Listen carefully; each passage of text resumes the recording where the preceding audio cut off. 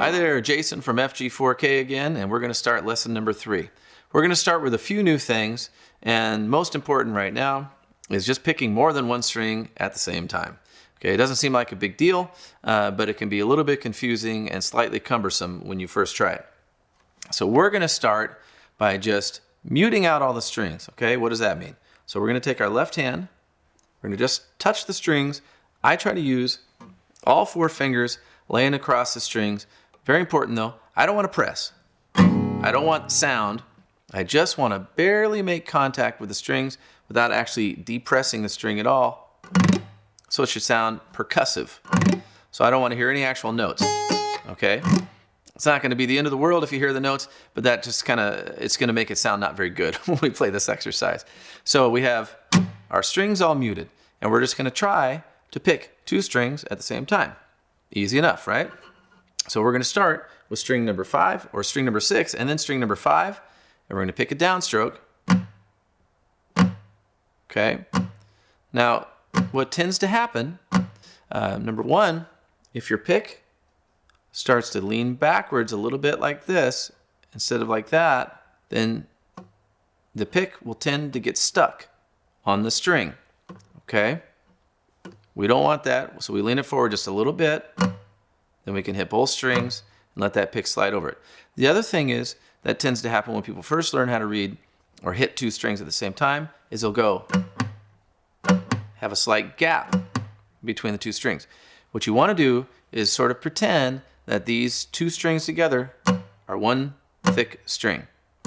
Okay?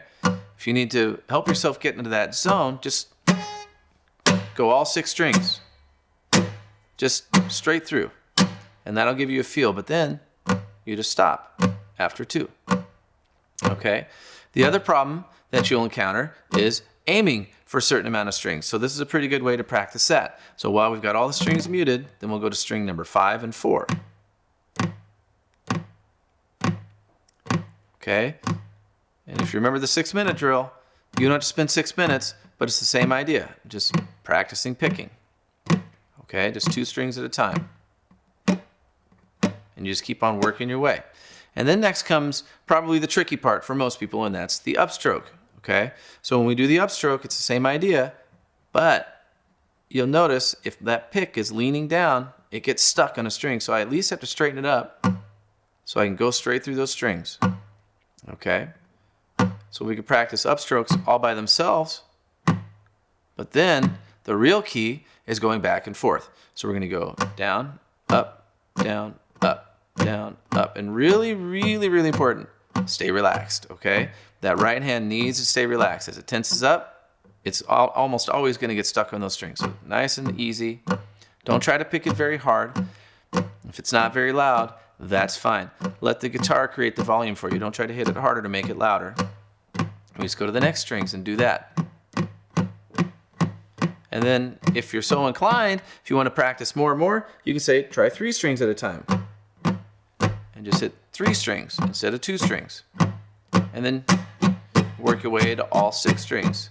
But the idea is to stay nice and relaxed. Okay? You'll notice as I'm doing this, I'm not swinging my whole arm to make this happen. I'm just rotating the wrist.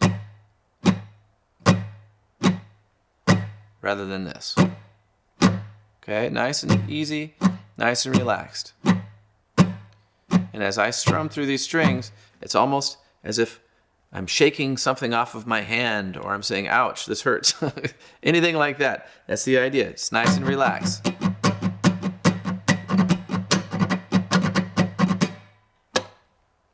Okay, next we have another scale for you to work on, the E minor pentatonic scale.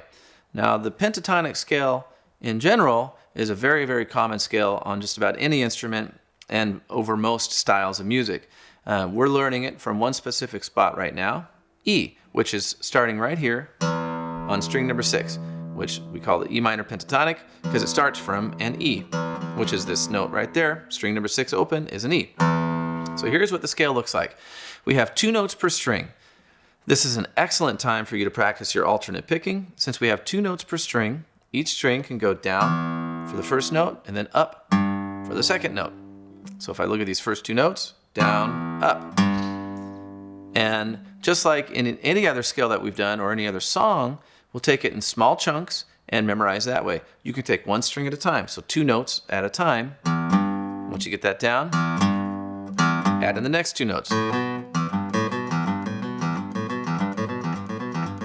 Once you feel comfortable with that, add in the next string. Then we can reverse it. Okay, we keep on adding in more.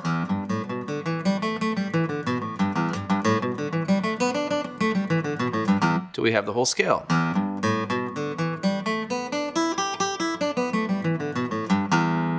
Okay, you notice fingering wise, I'm just using my 3rd finger for the 3rd fret and 2nd finger for the 2nd fret. This will become a theme on some of these kind of scales.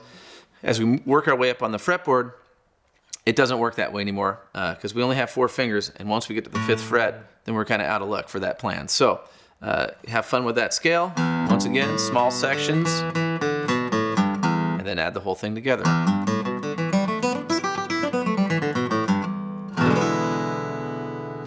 So first song we'll tackle here in this lesson is going to be Smoke on the Water.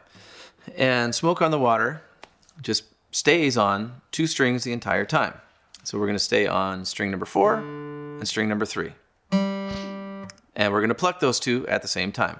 And it starts with opens. So I'm not going to go into great detail other than to say, since we're holding down 2 strings at a time, you have a choice. They're both on the same fret. When I go to the next note, which is the 3rd fret, I have to play these 2 together. 2 options. I can use 2 fingers, which in the long run isn't what I'd recommend because it won't be as efficient, but you might have difficulty doing it the next way, which would be 1 finger pressing down both notes. Okay, so we want to eventually work our way to barring both those notes with 1 finger. Okay, so now when you do this, when you press down both with 1 finger, even more important because you have to apply more tension to stay close up to the fret wire and not be down here, because you'll hear that. Okay, you might hear that anyway because it's kind of difficult to press down 2 strings at the same time, especially at this stage of your learning, but just keep going. If it sounds like this, it's okay for now. You'll get better at that. The important part is that you know where you're supposed to go. So here's what it's going to sound like.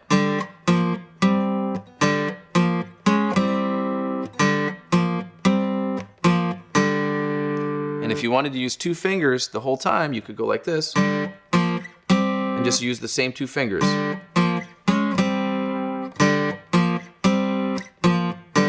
You see there's a lot more movement when you do it that way. So like I said, ideally,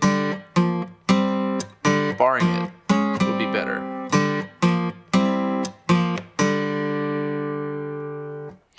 Next song for this lesson, another classic rock tune, this one by Joan Jett and the Blackhearts called I Love Rock and Roll. So here's what it sounds like.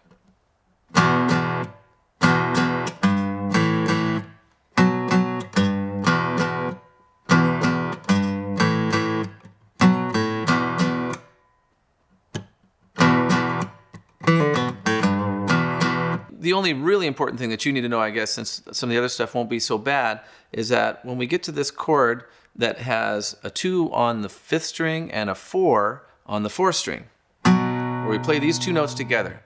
So here I'm using my 1st and my 4th finger for these 2 notes, which you can do it that way, or you can use your 1st and your 3rd. Either one of them is acceptable for this.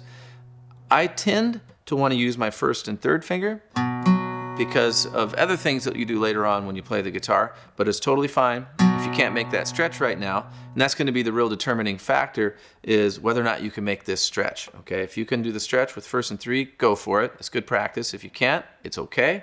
Use 1st and 4. As I'm doing these notes, I'm not just letting them ring out in between. Okay, you could, it's just not exactly how the song sounds. So what I'm doing is I'm using my right hand to touch the strings to mute them out.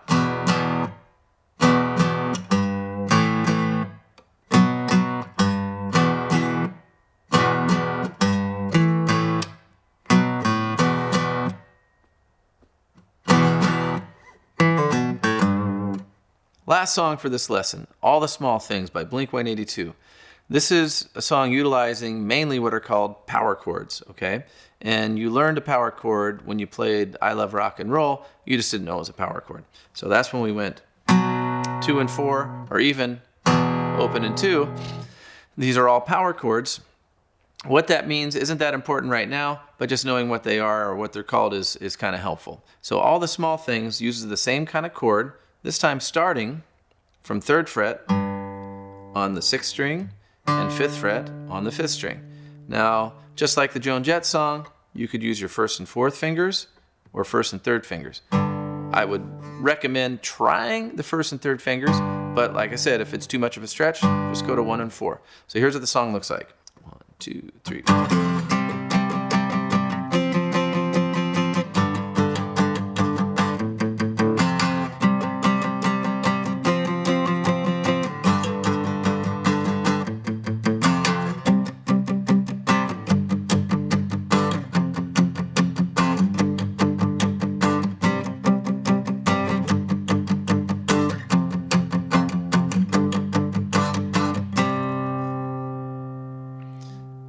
Now there's more to the song, but that's the part you might recognize from the radio.